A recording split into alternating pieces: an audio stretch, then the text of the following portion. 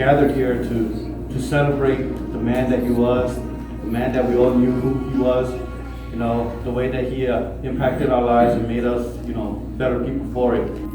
He was the kind of person to me that I respected so profoundly because, you know, no matter what the situation was, he knew what the right thing to do was, you know, and that was it. It was either right or wrong, and, you know, you had to do it right, and you had to do it right the first time, okay? And everybody respected him for that. You know, everybody looked up to him for that. And there was not a single thing on the island of Okinawa, you know, that he did not have his hand, you know, and in his heart when it came to family was just tremendous. I mean, I never met a man with such a bigger heart, you know. We all know that Gerardo, a lot of us knew him as Ace for Acevedo. He joined the Marine Corps, as you all know, in 1991. He had just turned 25. So he was an old guy going into a young man's Marine Corps. Everyone he went to boot camp with was 17, 18, and 19 years old.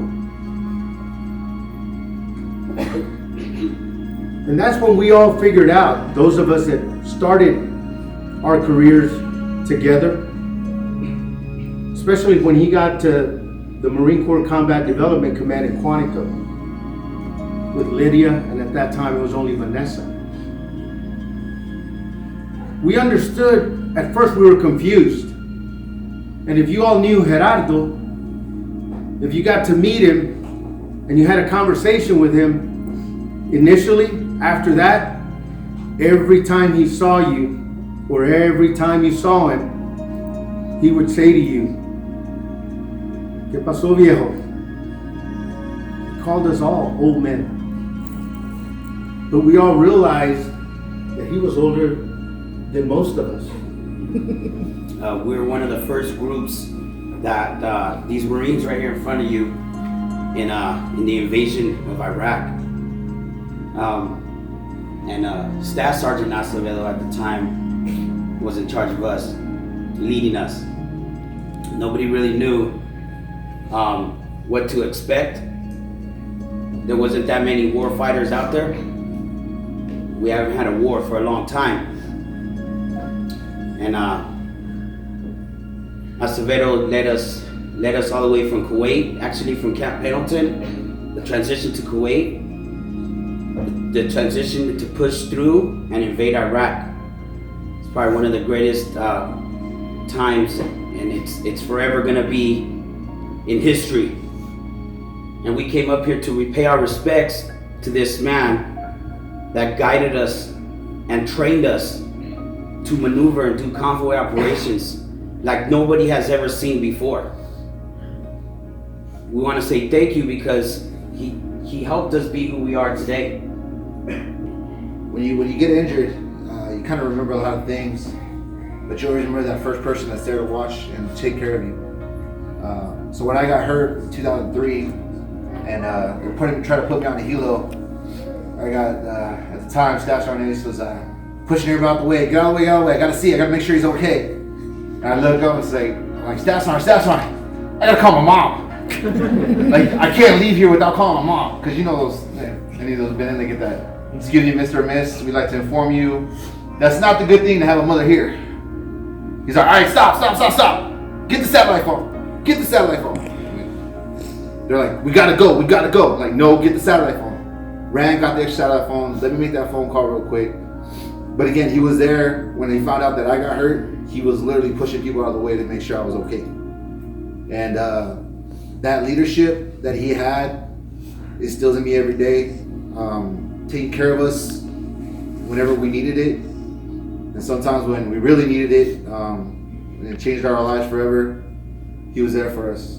Thank you for lending us, Gerardo, for the last 26 plus years, almost 27 years.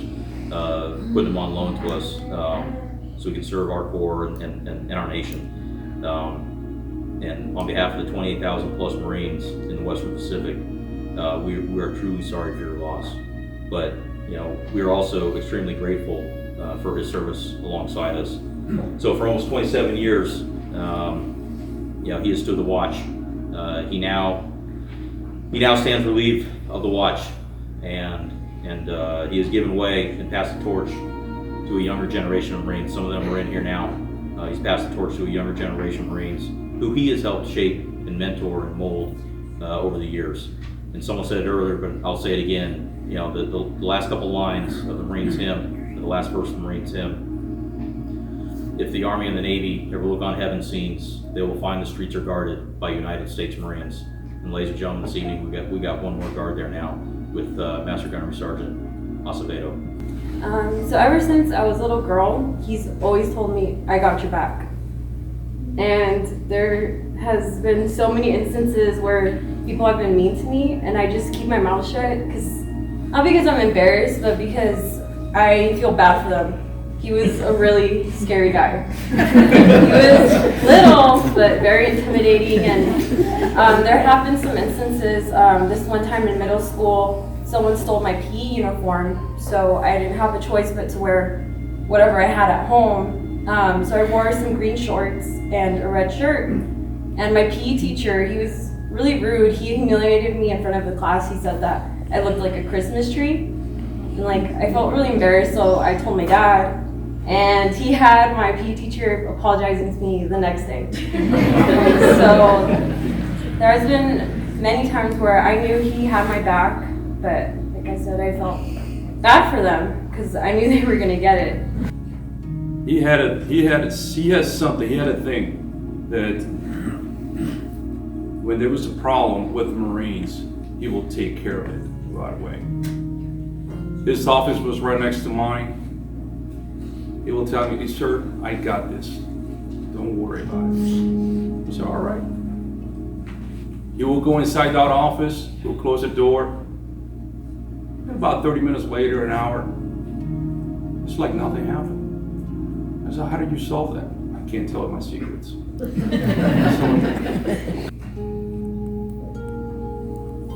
My wife was telling me the other day, she reminded me as well, when my son was born in February 2 of 2011, he was the only person that came to see us. She was telling me the other day, it's weird how things are. I met him on March 3rd, and I had to say goodbye. I'll be February 3rd, and I had to say goodbye to him on February 3rd as well. Just the irony of life. But you'll definitely be truly missed, my friend.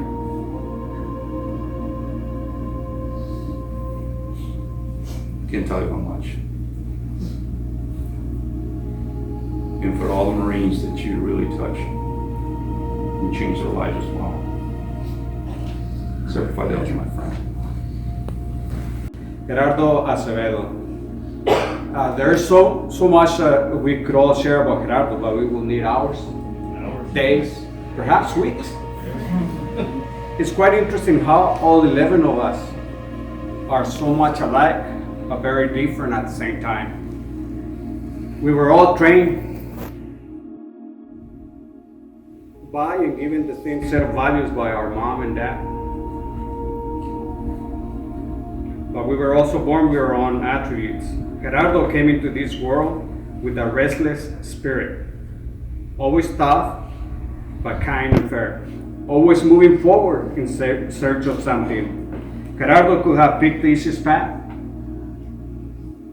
tried different jobs, college, but that was not enough of a challenge. It wasn't until he decided to join his beloved Marines that he found what he was looking for.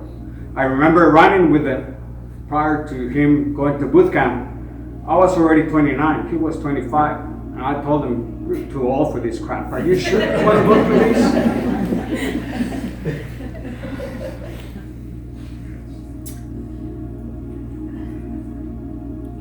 Although at first we thought that our brother had been changed by the path he chose, we were wrong. He became a man of strength, integrity, and wisdom, with the same core values: hard, strict, but fair, honest, and compassionate. Always ready to lend a hand to those in need without expecting anything in return. Gerardo loved what he did. He loved his Marine family. But most of all, he loved his family, Lydia, Vanessa, Daniel, Emma, Diego. I'm sure he's looking at us quite upset, and I changed that word, because he will be very pissed. Feeling that there is still a lot to do and sad for those he leaves behind, his beautiful family. Well, rest easy, my brother, your family is not alone. And you did a lot for us, this country, and for many others. You touched and inspired so many people that your legacy would always live. On behalf of the Acevedo family, our most sincere gratitude for being here, Marines, for Gerardo, and a special thanks to our brother. He's adopted into the family as well as all the Marines. Thank you for being there for him till the end. Thank you all.